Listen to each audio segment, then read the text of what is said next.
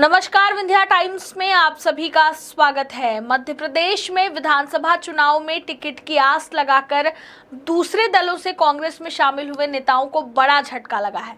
अब आने वाले दिनों में टिकट की आस लगाए कांग्रेस में शामिल हो रहे नेताओं के माथे पर अब चिंता की लकीरें हैं, क्योंकि प्रदेश की कई ऐसी बड़े नाम को टिकट नहीं दिया गया जो बीजेपी सिर्फ इसलिए छोड़कर आए थे कि शायद उन्हें कांग्रेस पार्टी से चुनावी मैदान में उतार सकती है। दरअसल पूर्व मुख्यमंत्री कैलाश जोशी के बेटे दीपक जोशी पहले बीजेपी नेता थे, जिन्होंने चुनावी साल में कांग्रेस का दामन थामा था। दीपक जोशी के बाद माने तो बीजेपी में बगावत का दौर शुरू हो गया। एक के बाद एक बीजेपी नेताओं ने पार्टी को अलविदा कहना शुरू कर दिया और लगातार बीजेपी को झटके लगते रहे। लेकिन कांग्रेस की पहली सूची ने सबसे बड़ा झटका दीपक जोशी को ही दिया। दीपक जोशी को इस लिस्ट में कोई जगह नहीं दी गई है। हालांकि आने वाली सीट पर हो सकता है दीपक जोशी को चुनाव लड़ाया जाए। इधर हाटपिपलिया से मनोज चौधरी को तवज्जो दिए जाने से नाराज होकर पार्टी छोड़ दी थी और कांग्रेस चले गए थे दीपक जोशी। इधर कांग्रेस ने हाटपिपलिया से राजवीर सिंह बघेल को टिकट दे दिया।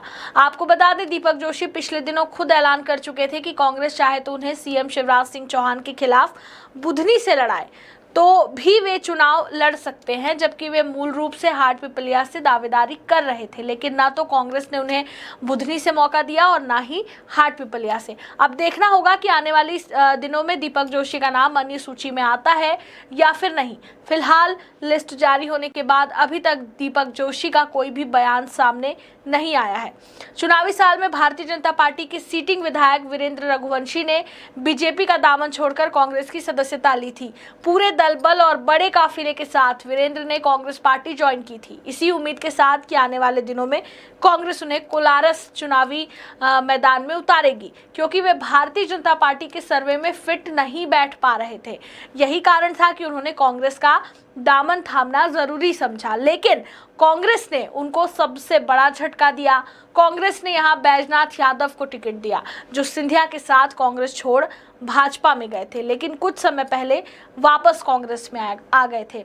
हालांकि देखना जरूर होगा, क्योंकि अगली जो सूची है वो अभी आनी है और इसके बाद किस तरीके के विरोध के स्वर जो है वो कांग्रेस की तरफ से उठते हैं। बहुत बहुत धन्यवाद।